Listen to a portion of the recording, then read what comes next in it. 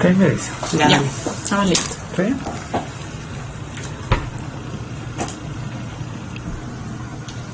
Muy bienvenido a la nueva conferencia virtual de evaluación formativa.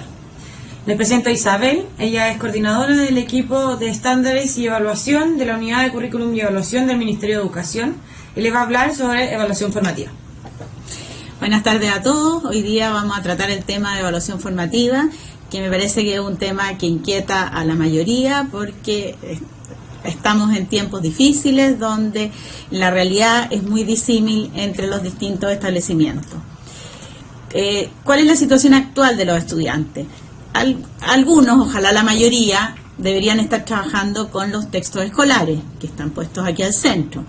Otros podrán estar conectados por sus computadores, televisión, estarán escuchando programas de radio donde les ayudamos a aprender los distintos contenidos, o se estarán conectando en Aprendo en Línea.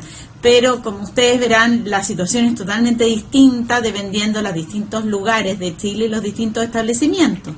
Esto implica que el trabajo debería centrarse en el texto escolar, donde hay un montón de trabajo realizado y están los objetivos desarrollados de aprendizaje. Y también hay posibilidades de revisar la evaluación. ¿Pero qué recomendamos durante este periodo? Durante el periodo de trabajo virtual, nosotros recomendamos que la evaluación sea preferentemente formativa y que se integre al proceso de enseñanza-aprendizaje. La evaluación no es separada del proceso de enseñanza. Toda la actividad que van haciendo los estudiantes es evaluación. Por lo tanto, lo que necesitan es un monitoreo y un acompañamiento permanente de los docentes. Nosotros no podemos llegar y entregar guías o trabajo y dejar solos los estudiantes. Ellos quizás no van a tener apoyo en sus casas, no van a tener quien los acompañe para poder ir avanzando en su proceso de aprendizaje. Es muy importante que el profesor vaya monitoreando el trabajo de los estudiantes, que los estudiantes vayan dando cuenta de sus avances y logros a través de distintas formas de documentación. Esto puede ser en un cuaderno, en una hoja de papel, con un video, con un correo, con un WhatsApp, y ojalá estas evidencias las vayan guardando en un portafolio para cuando se produzca el retorno a clases presenciales, estos estudiantes tengan sus evidencias de los aprendizajes que han realizado durante este periodo. Este periodo es un periodo de aprendizaje. Es verdad que nos tenemos que preocupar mucho del tema socioemocional de los niños. Tenemos que revisar cómo están tanto los estudiantes como los docentes, porque no es un periodo fácil, pero sí es un periodo de aprendizaje que tenemos que lograr que ellos aprendan. No podemos pasar en banda estos meses, donde se pueda ir apreciando el proceso de aprendizaje. Tenemos que tratar de que nuestros niños lean, estudien y avancen en sus procesos. Este material puede servir como evidencia para el docente para ir ajustando la enseñanza, ir retroalimentándole al estudiante de acuerdo a sus avances. Cuando el docente va revisando el trabajo hecho por el estudiante, que puede ser en guías, en el mismo texto de estudio, en las actividades que hay en Aprendo en Línea o otras actividades que desarrollen de acuerdo a los programas, el profesor tiene que ir haciendo su retroalimentación para que el estudiante vea cómo va avanzando. La evaluación formativa tiene que ser parte del proceso de enseñanza para avanzar con todos nuestros estudiantes. No se nos puede quedar ninguno abajo. Es muy importante que tengamos diferentes maneras de llegar a los estudiantes para que ellos puedan ir avanzando. Pero la palabra todos es muy importante. Tenemos que avanzar con todos. La evaluación sumativa tiene que utilizarse como para obtener una visión integrada de lo que está pasando de acuerdo a las actividades formativas que realicen y tratar de dejar la evaluación sumativa solo para efectos de la promoción. Integración de asignatura. Como el tiempo cuando estamos trabajando ahora y en la posible vuelta a clase no es tan extenso, el ideal es evaluar de manera conjunta los objetivos priorizados y las habilidades del siglo XXI, desarrollar planificaciones que incluyan 3 o más asignaturas. Aquí podemos desarrollar proyectos en conjunto que sean de interés para los estudiantes. Es importante que ellos se motiven con los proyectos que estamos desarrollando.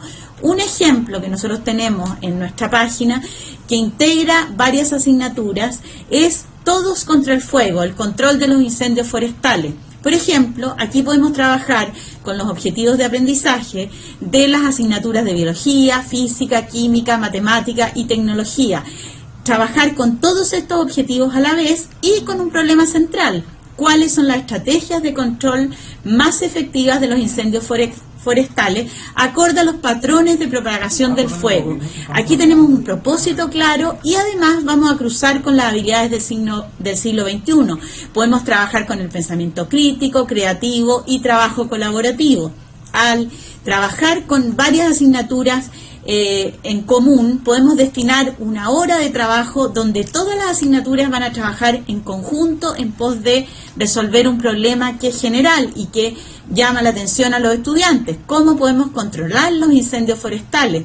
Y la evaluación formativa aquí podría ser exponer un proyecto, resolver un caso o resolver un problema donde realmente trabajamos con un modelo concreto y transitamos a uno abstracto.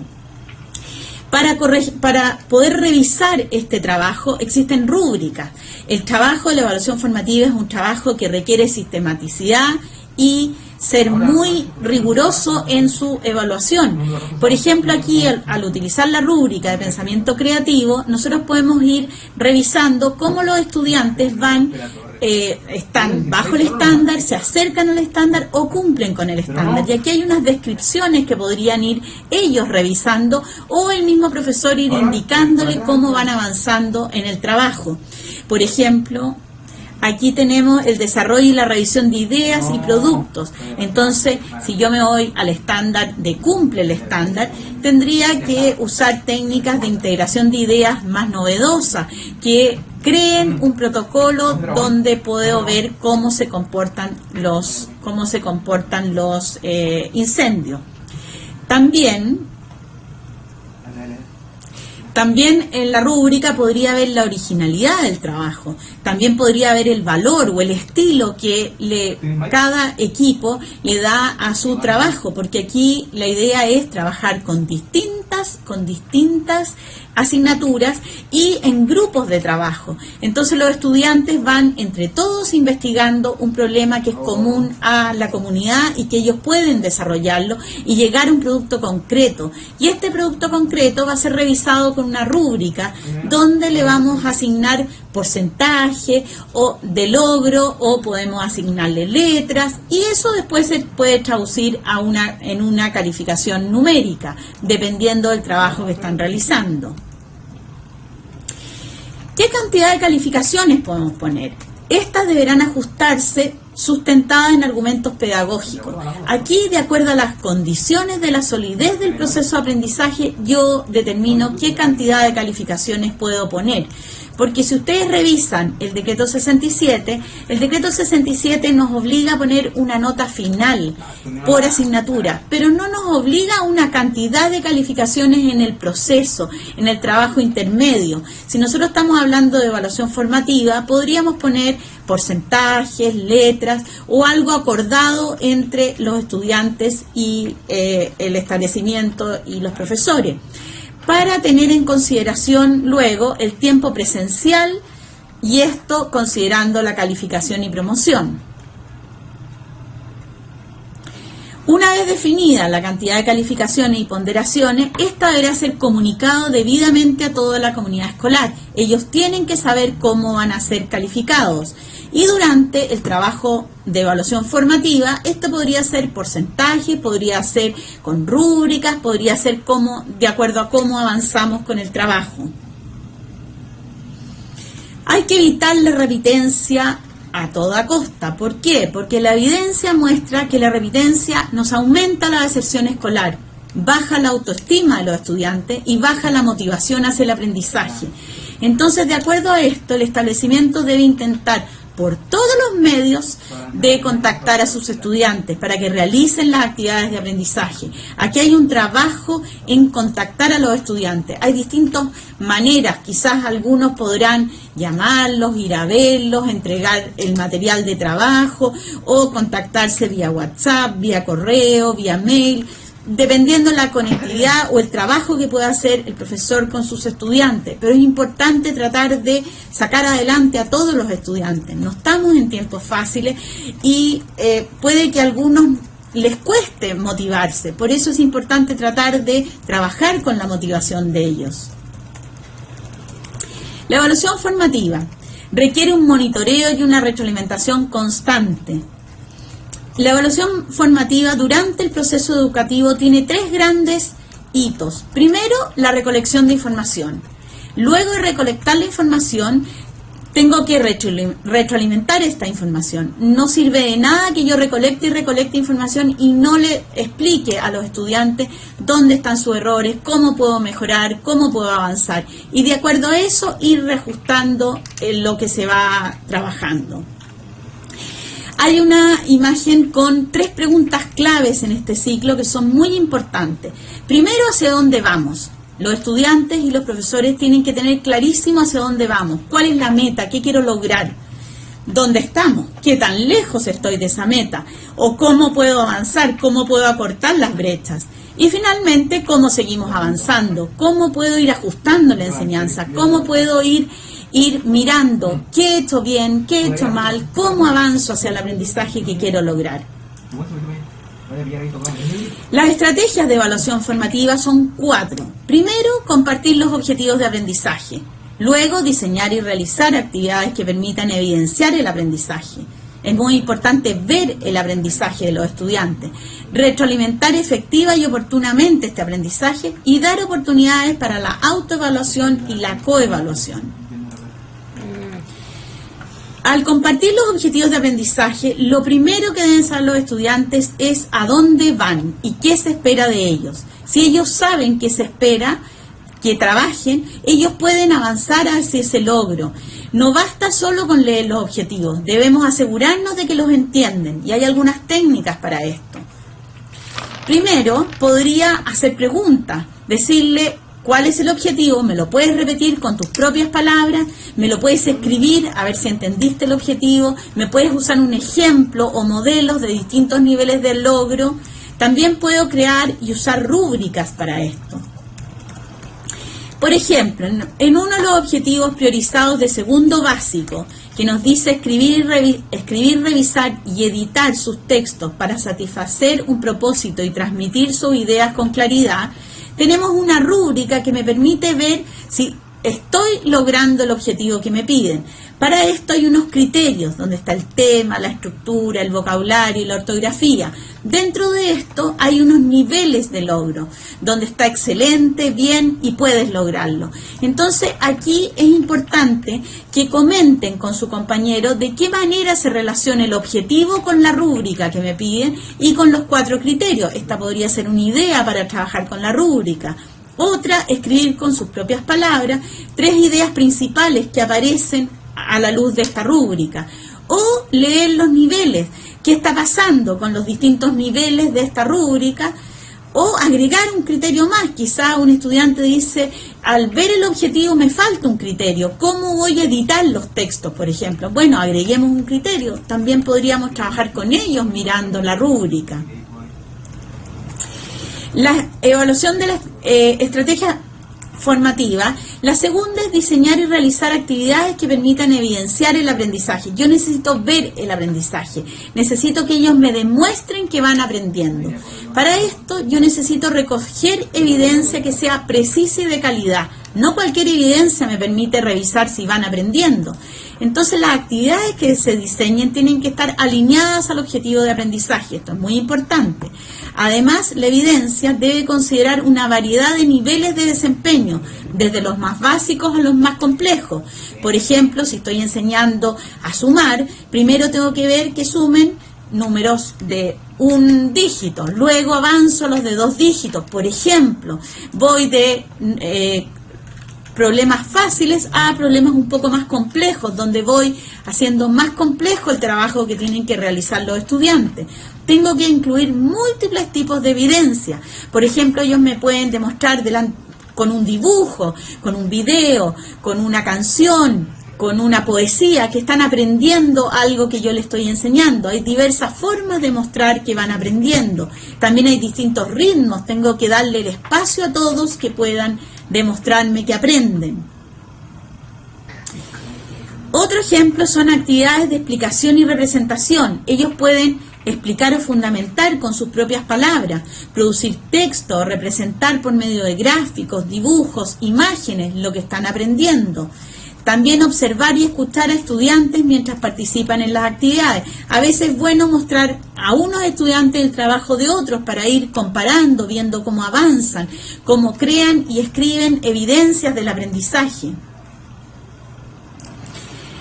También plantear preguntas. Las buenas preguntas los hacen a ellos pensar, darse cuenta si están aprendiendo, cuál es el propósito, cómo puedo cambiar el final de la historia, por ejemplo. Puedes con tus palabras explicarme lo que estás aprendiendo, por qué entendiste cómo funciona esta propiedad, me la puedes explicar con otras palabras.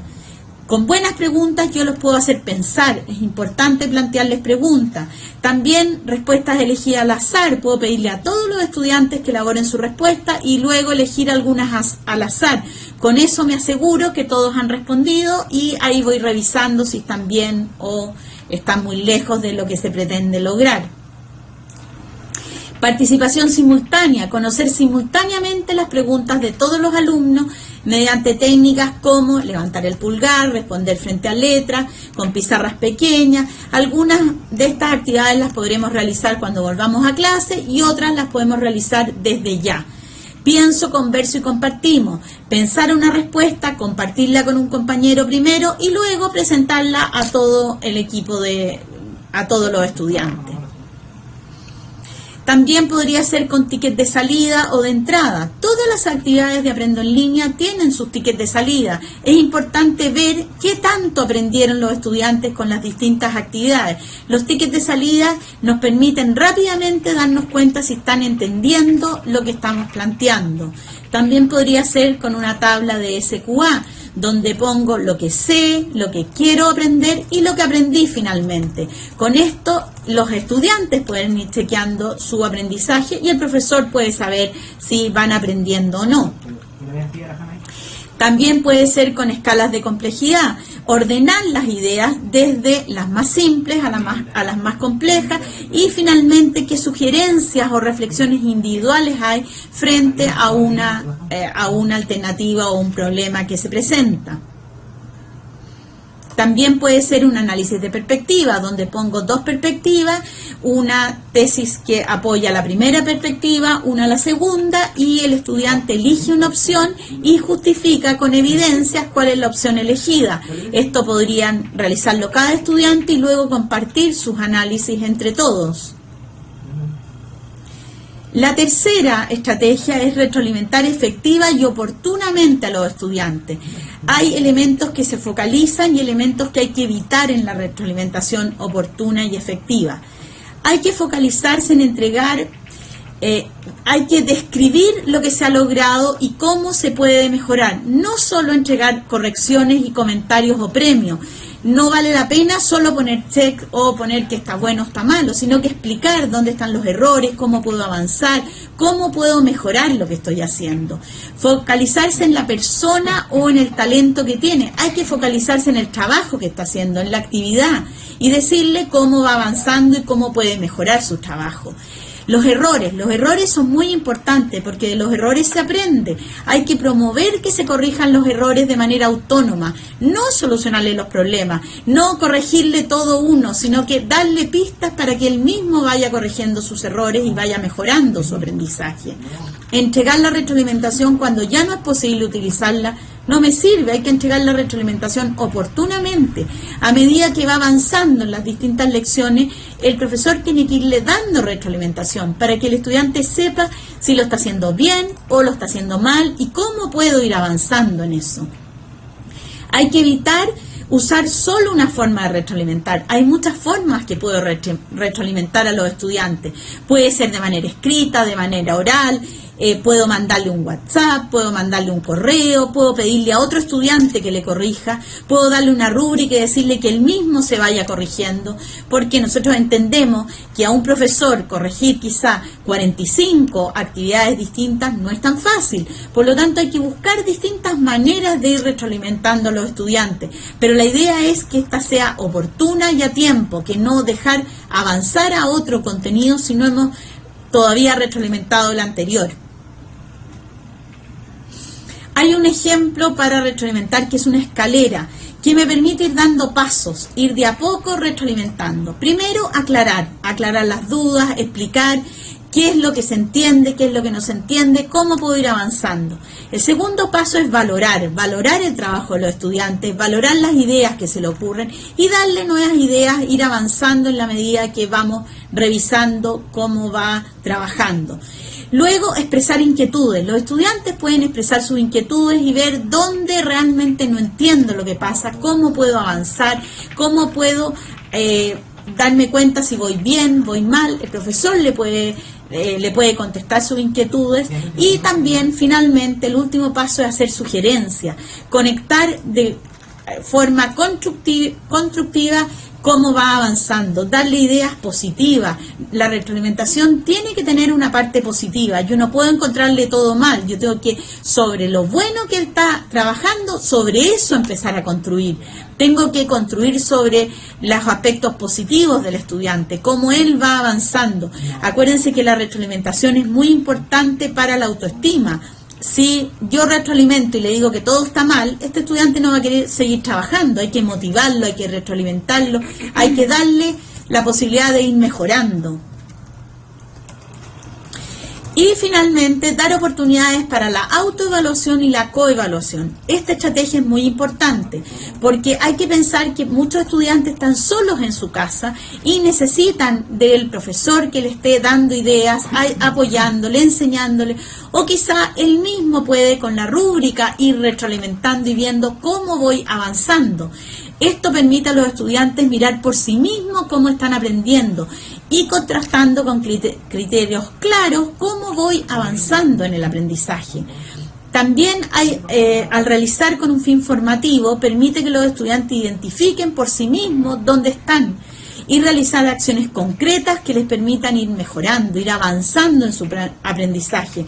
Esto les permite autorregularse y sentirse más seguros con su aprendizaje.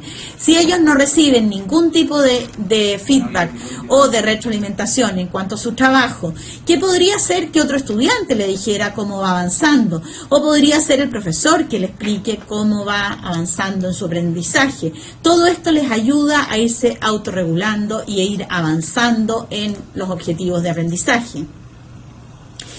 Para esto están las rúbricas. Usar rúbricas nos ayuda mucho, ir destacando dónde vamos, si voy mejorando, estoy ya en el excelente, perfecto, ya avancé en un criterio, quizá en el otro criterio estoy recién como un novato y me permito ir avanzando, tengo los ejemplos, tengo el desarrollo de cómo puedo ir mejorando. También puedo ir marcando lo logrado y lo que no se puede lograr. Puedo ponerle distintos colores, puedo ponerle rojo cuando me falta llegar, amarillo cuando lo voy intentando y verde cuando ya lo he logrado. Todo eso nos ayuda a ir mejorando. También puedo hacer preguntas de cierre y de reflexión. Preguntar a los estudiantes qué fue lo que más me costó aprender, por qué fue lo que me resultó más fácil aprender. Hacerle preguntas concretas sobre su aprendizaje, sobre qué les resultó fácil, qué les resultó difícil, cómo avanzaron. Quizá un objetivo es muy amplio y tenemos que desglosarlo un poco más. Tenemos que volver a explicar a dónde queremos llegar, qué queremos hacer. Por eso es importante tener preguntas de cierre para ir viendo en espacios pequeños cómo voy avanzando y si logro llegar al objetivo planteado. Esto es importante, que estas preguntas o ticket de salida, como lo teníamos antes, puedan ir regulando el aprendizaje. Y eso sería las 4 estrategias. Entonces ahora me gustaría que hicieran preguntas o me dijeran si necesitan alguna aclaración de algún punto, algo que no quedó claro. Primero, Igor nos pregunta si es posible transformar el proceso de evaluación formativa en un proceso de evaluación sumativa. Lógico que sí, obvio que se puede transformar, porque todo el proceso de evaluación formativa, yo puedo ir poniéndole porcentajes, letras o notas si ustedes quieren, depende lo que quiera hacer el establecimiento. Y eso se puede ir acumulando en un portafolio y eso puede dar origen a una nota sumativa finalmente. Pero no todo tiene que ser calificado. Hay algunos trabajos que son solo formativos, que nos interesan para saber si logró el aprendizaje que queríamos. Eso puede darnos un porcentaje de logro, aprobado o no aprobado. O en otros casos puedo hacerlo con una calificación. Muchos docentes del chat nos están escribiendo que muchas veces sus estudiantes no los encuentran porque no tienen conectividad. ¿Y qué pueden hacer ellos para evaluar todo lo que puedan estar haciendo hoy en día con sus estudiantes en este contexto de pandemia? Ahí yo creo que la recomendación es decirle a los estudiantes que guarden todas las evidencias y que en algún minuto que puedan contactarse lleven las evidencias a sus profesores o las guarden para el regreso a clase.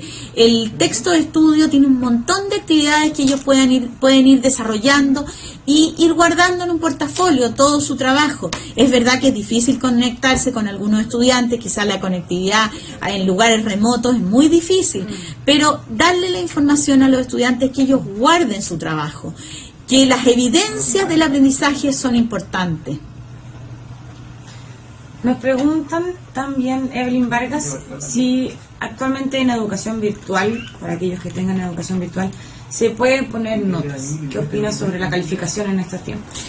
O sea, claro que se pueden poner notas, nadie prohíbe poner notas, pero nosotros recomendamos la evaluación formativa, que no es fácil. Requiere un trabajo sistemático, ordenado, requiere un trabajo con rúbricas, con distintos procesos. Pero si alguien quiere calificar con nota, lo puede hacer, no está prohibido. Pero la recomendación es que ojalá las calificaciones estén de acuerdo a un proceso realmente pedagógico y un proceso que esté sustentado en evidencias claras y sea equitativo para todos. No es fácil poner notas en este periodo, pero no está prohibido.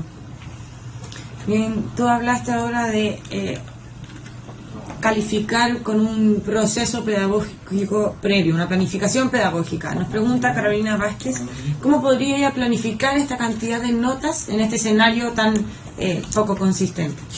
Claro, el problema es ese. Tenemos que esperar para saber cuándo vamos a retornar a clase. Y ahí, de acuerdo a la cantidad de clases presenciales que podamos hacer, ahí es justo empezar a calificar. Yo creo que por ahora es mejor evaluar formativamente y la calificación va asociada a la promoción. Por lo tanto, las calificaciones deberíamos tenerlas más reservadas para el proceso presencial, pero ahí depende del establecimiento. Y por mientras hay que planificar muy buenas actividades para ir logrando aprendizaje. Pero hay que pensar que quizás algunos estudiantes van a lograr estos aprendizajes y otros quizás no lo van a lograr. Necesitamos trabajar con todos. Por lo tanto, hay que entusiasmar a todos, hay que motivarlos y hay que lograr que ellos vayan guardando sus trabajos para cuando podamos volver a clases presenciales.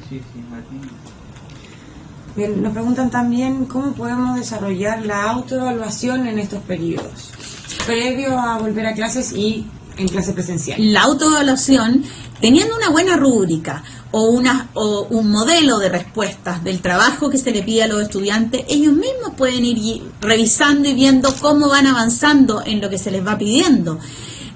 Teniendo buenos modelos de respuesta, teniendo buenas explicaciones, o que el mismo profesor retroalimente y él pueda ir autoevaluándose de acuerdo a las indicaciones del profesor. Nos preguntan también sobre evaluación formativa y educación parvularia. ¿Qué consejos puede dar en ese nivel? En educación parvularia, en realidad los chiquititos en este periodo es más difícil evaluar.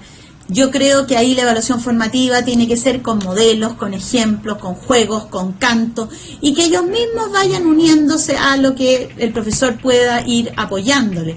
En educación parvularia el trabajo es un poco distinto, porque los niños no leen, ahí necesitan quizás ver imágenes y responder a las imágenes, que el mismo profesor se pueda contactar con ellos y preguntarles, porque ahí es distinta el trabajo que se hace.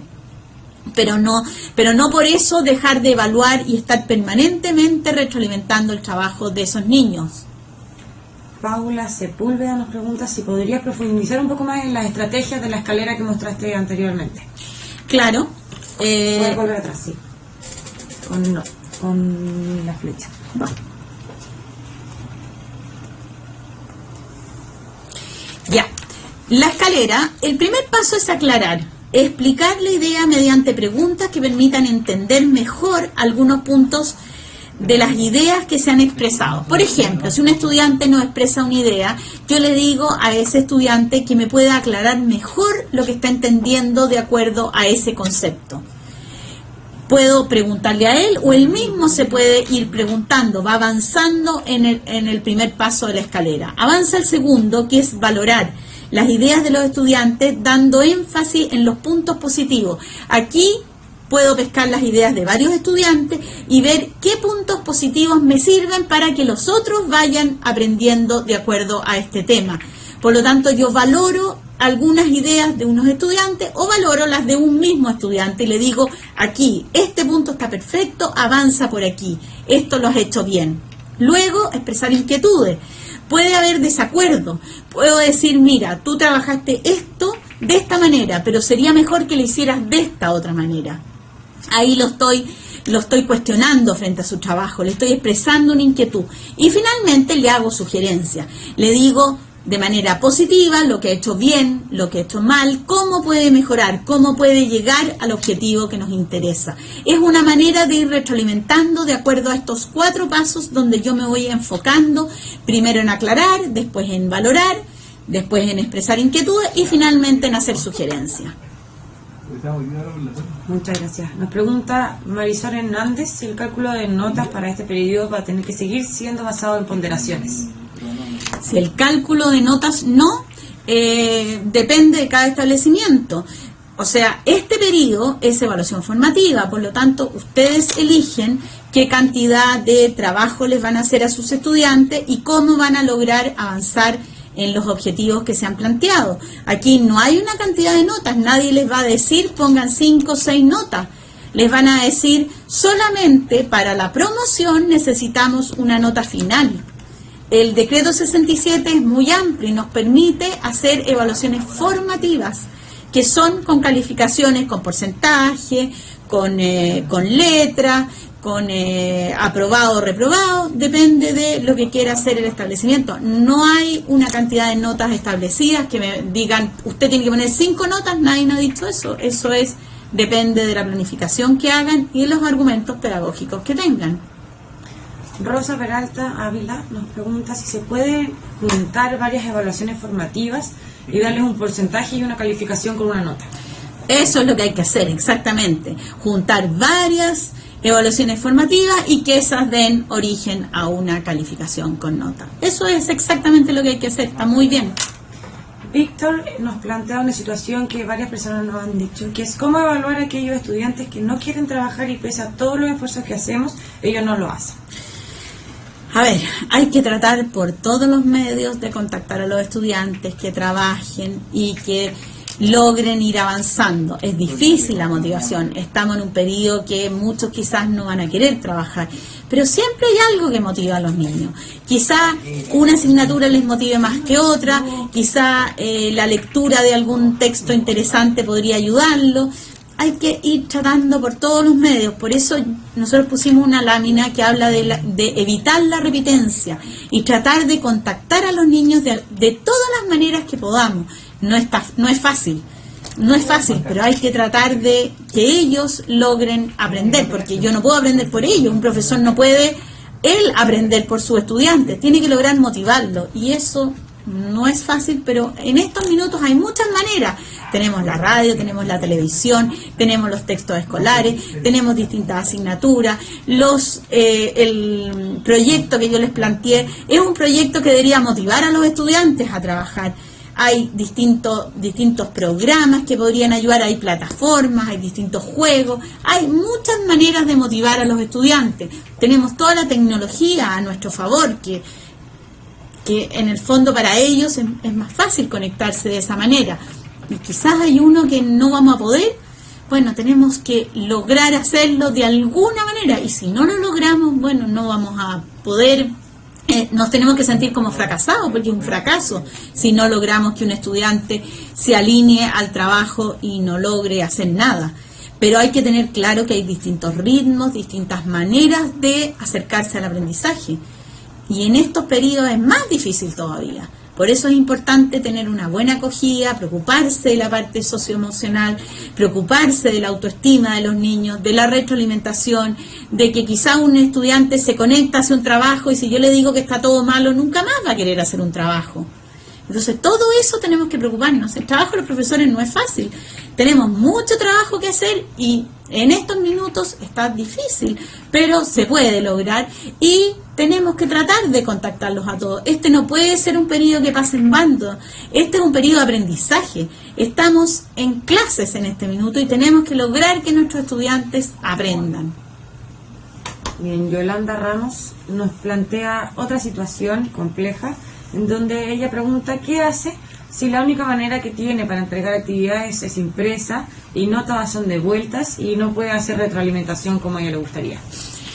Yo creo que en ese caso hay que decirle a los estudiantes que si no las devuelven, que las guarden, que mandarle el mensaje a las casas que vayan guardando sus trabajos, que hagan una carpeta, esta puede ser virtual o puede ser en papel, como en este caso usted entrega las guías o los trabajos, y lo guarden de manera que cuando podamos volver a clases presenciales, este trabajo se lo entreguen al profesor y él pueda retroalimentar en ese minuto. Por eso es importante que los trabajos que se entreguen a las casas, ojalá vayan con rúbrica, con ejemplos, modelos de cómo se puede resolver el problema de una buena manera, de manera que los mismos estudiantes puedan ir ellos revisando su aprendizaje. Y si no se logra, bueno, tratar de avanzar dentro de la medida que se pueda, pero es importante que este trabajo sea guardado. Los textos de estudio tienen todas soluciones, entonces ellos pueden ir chequeando si van avanzando o no, y si no avanzan en eso, bueno, lo van guardando y después habrá que nivelar y ir retroalimentando en los tiempos que se pueda. Bien, nos preguntan varias docentes por las rúbricas, si es que es esta la mejor manera de evaluar formativamente, si podemos incluir indicadores transversales que puedan tener un puntaje y luego una calificación, etcétera. Lógico, la rúbrica es un ejemplo, hay muchos más ejemplos. Nosotros vamos a poner a disposición de ustedes mucho material para que puedan guiarse. No hay que empezar a inventarse, hay mucho material dando vuelta que es bueno, que puede servir. Nuestra página tiene mucho material, nosotros estamos preparando unas orientaciones donde van a tener cada objetivo priorizado, una descripción de las actividades que tienen que realizar con ese objetivo y cuál sería el ideal de evaluación formativa que pueden hacer para esos objetivos. En Aprendo en Línea hay mucho trabajo que les puede servir, hay actividades de evaluación, nuestra página tiene mucho material y cada vez estamos subiendo más, estamos trabajando en evaluaciones formativas para que pueda servirles de ejemplo a ustedes para trabajar con sus estudiantes. Nos preguntan si tiene estrategias para poder retroalimentar a cursos de amplia cantidad de estudiantes, como de 40, 45 estudiantes. Claro, ahí lo que yo les decía es que es más difícil. Ahí quizás pueden coevaluarse, pueden ellos mismos evaluarse y el profesor podría mostrar un buen trabajo para que el resto pueda mirarlo. Ahí hay que ingeniársela de distintas maneras. En este periodo depende si están con conexión, sin conexión, si pueden revisar entre todos, si el profesor podría mandarles quizás un WhatsApp a todos, podría mandarles un correo a todos, y si no tienen conexión va a tener que tratar de mandarles un buen modelo para que ellos mismos puedan revisar después. No es fácil. Nos preguntan también qué pasa con la repitencia de aquellos estudiantes que no son conectados, que no presentan evidencias o que incluso se rehúsan a entregar los trabajos que los profesores plantean.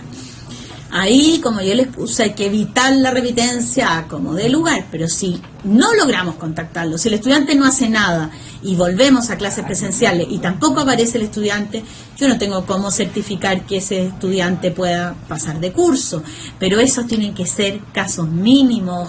Ojalá que eso sea realmente excepcional. Estamos en un periodo difícil, los estudiantes están complicados, los profesores también. Por lo tanto, nosotros tenemos que lograr que esos estudiantes algo hagan, que logren avanzar. Tenemos que tratar de contactarlos como podamos. Son nuestros estudiantes, es nuestro establecimiento, y si un estudiante repite, tenemos que considerarlo como un fracaso nuestro como profesores. Nos preguntan también varios docentes cómo se evalúa en la educación técnico-profesional, si tiene recomendaciones especiales de evaluación formativa para ellos. La educación técnica profesional requiere competencias y ahí el trabajo con competencias es un poco distinto, pero hay recomendaciones, hay ejemplos en la página Aprendo en Línea y ahí el trabajo puede ser con simuladores, depende si hay conectividad o no, hay igual guías de trabajo que se pueden realizar. Claro, ahí es más difícil si se necesita trabajar con una máquina específica o con algún trabajo más puntual, pero sí hay ejemplos y hay actividades en la página de Currículum Nacional donde los guiamos hacia el aprendizaje técnico profesional. Angélica Troncoso nos pregunta si se debe seguir trabajando ahora de forma remota, aunque sabemos que cuando volvamos a clases presenciales van a tener que comenzar de cero con una nivelación según como lo ha planteado el Ministerio. Obvio que hay que trabajar de forma remota como podamos. Este es un periodo de aprendizaje, no es un periodo de vacaciones. Nosotros tenemos que lograr que nuestros estudiantes entiendan que están estudiando ahora.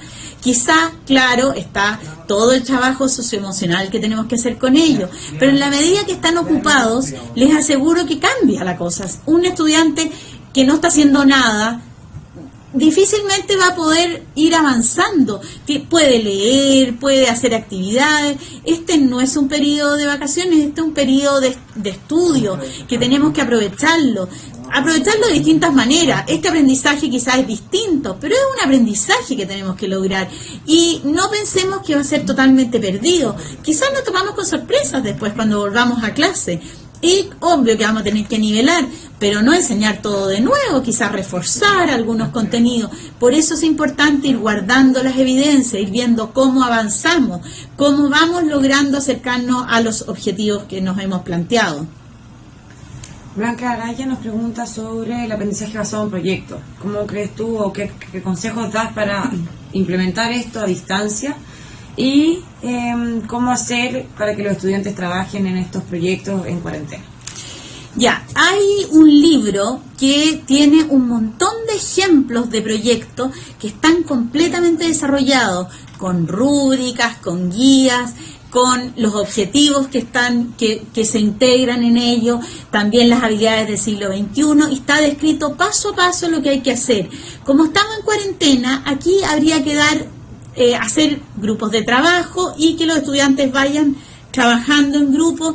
Van a tener que conectarse de alguna manera, porque aquí la gracia de esto es que van trabajando en equipo en un mismo proyecto, pero si quieren ir haciendo por partes quizá y después unirlo, pero sí se puede hacer. Yo ahí les recomiendo trabajar con el libro que está en la página de Currículum Nacional y ver toda la guía que hay de trabajo. Están descritos paso a paso lo que hay que hacer con cada proyecto. Hay muchos proyectos que integran muchas asignaturas, especialmente tercero y cuarto medio, pero también se pueden adaptar para niveles menores, para trabajar con ellos. Es una muy buena oportunidad de avanzar con varias asignaturas y objetivos a la vez e integrar tecnología, que tecnología es transversal a las asignaturas.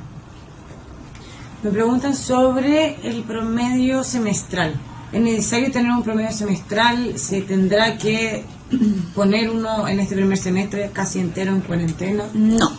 El decreto 67 solo nos exige una calificación final anual, que va de 1 a 7 por cada asignatura, no me exige un promedio semestral. Así que ahí no hay ningún problema, ustedes hicieron un reglamento de evaluación que ahora van a tener que comunicar una adaptación de la cantidad de notas que van a poner cuando vuelvan a clases presenciales. No hay ningún problema porque la única nota exigida por el decreto 67 es una calificación final anual. No hay que poner notas primer semestre, segundo semestre. Me preguntan sobre este libro que tú hablas de aprendizaje basado en proyectos. ¿Cuál es su nombre? ¿Dónde lo pueden encontrar? Y si es que esta priorización curricular da pie para hacer proyectos basados en... Perdón, aprendizaje basado en proyectos. No lo tengo aquí, pensé que lo tenía aquí. No sé cómo se llama. Se llama Aprendizaje basado en proyectos. Aprendizaje basado en proyectos y está en la página curriculumnacional.cl. Si ustedes se meten, ahí lo van a encontrar. No tengo en este minuto la carátula aquí, pero está en la página de Currículum Nacional. Bueno, y también nos preguntaron cómo o si esta priorización curricular se puede realizar a través de proyectos. Sí, obvio que sí. Lógico que sí, porque en el fondo lo que hay que hacer es buscar qué objetivos quiero yo desarrollar y de acuerdo a los objetivos que están priorizados en nivel 1, yo pesco esos objetivos y trabajo con algún proyecto que esté desarrollado en este libro que yo les digo, o quizás adaptan algún proyecto que también se puede hacer, pero la gracia es que está explicado paso a paso lo que ustedes pueden trabajar con sus estudiantes. ¿Qué recomendaciones das para, nos preguntan aquí, aquellos estudiantes que a pesar de que volvamos a clases, sus apoderados decidan no llevarlos al colegio por seguridad? Aquí los apoderados están en su perfecto derecho de quizás no llevarlos, pero lo ideal es que vuelvan a clases presenciales. Si no vuelven a clases presenciales, tendrán que trabajar en sus casas, tendrán que demostrar que van aprendiendo de alguna manera. O sea, yo no puedo certificar a un estudiante si ya están todos en clase y se quedan algunos en la casa, yo necesito que ese estudiante trabaje también. Y entonces, claro, ese escenario de la vuelta a clases va a tener también algunos estudiantes que van a quedar en sus casas, otros van a seguir trabajando de manera remota. Por eso es importante que las clases que se hagan luego de la vuelta presencial también estén disponibles para esos estudiantes. El texto de estudio ayuda mucho ahí porque vamos avanzando en las distintas unidades y quizás ese estudiante que está en su casa podrá avanzar con ese texto de estudio. Nos preguntan también, ya que tú hablaste sobre el agobio, lo socioemocional, ¿cuántas guías podemos enviar a los estudiantes o cuántas evaluaciones hacer a la semana? ¿Cuáles son tus recomendaciones al respecto? Ahí depende del contenido que esté pasando, de lo que quiera lograr. No hay que agobiarlos, pero hay que darles las oportunidades de demostrar que van aprendiendo. Entonces tengo que pesar de acuerdo a los niveles, de acuerdo al trabajo. Aprendo en línea son 40 minutos de matemática y 40 minutos de lenguaje. No es tanto el trabajo, tampoco hay que agobiarlo. Yo necesito ir avanzando en algunos objetivos. Tengo que entregar la cantidad de guías que me permitan evidenciar que van aprendiendo. En algunos casos quizás van a ser muy pocas, en otros pueden ser un poco más, pero tampoco hay que agobiarlo. Y quizás algunos estudiantes aprenden más rápido, otros necesitan más trabajo, quizás unos necesitan buscar más información, otros menos, todo depende del tipo de estudiante, del tipo de contenido que están pasando y de la edad que tengan. Porque depende, claro, un estudiante de media va a poder trabajar mucho más que un alumno de primero o segundo básico. Esos van a tener que darle, no sé, lectura, apoyarlo, van a tener que jugar también, hay que dar espacio para todo. Nos preguntan también sobre la educación de jóvenes y adultos. ¿Cómo se alinea esta preparación formativa con la educación de jóvenes y adultos? También hay una priorización para los objetivos de jóvenes y adultos, y ahí el trabajo es muy similar. En el fondo hay que trabajar de la misma manera con los objetivos priorizados, van a haber orientaciones y van a haber evaluaciones sugeridas para trabajar con ellos. Es el mismo trabajo que se está haciendo con los objetivos de las distintas asignaturas. Bien, esa misma pregunta nos plantean sobre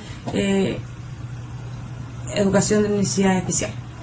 También, yo dije que teníamos que sacar adelante a todos los niños. Aquí el PIE nos tiene que ayudar.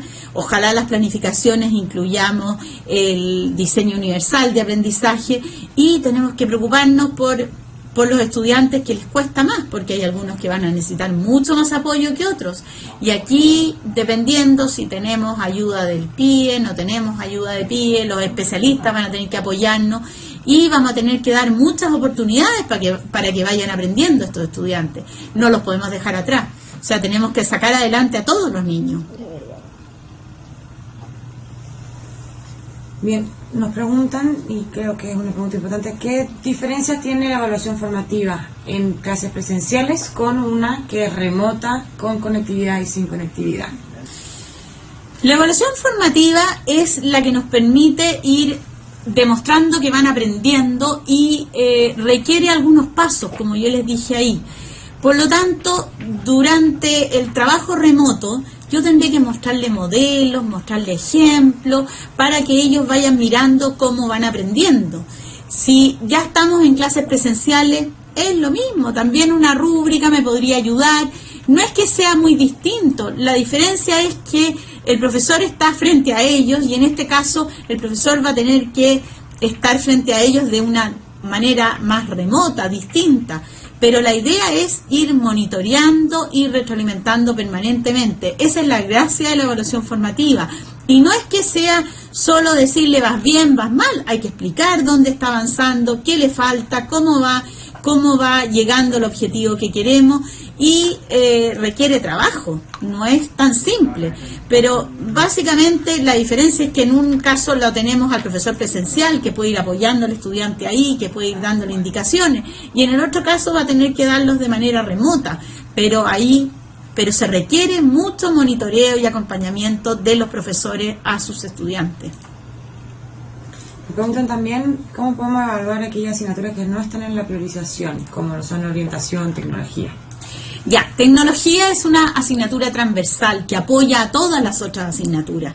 Por lo tanto, tecnología la podría evaluar con las otras asignaturas, no tengo ningún problema. Tiene que estar apoyando siempre a las otras asignaturas y no se priorizaron los objetivos ahí porque tienen que estar presentes y tienen que apoyar al resto de la asignatura. Son transversales.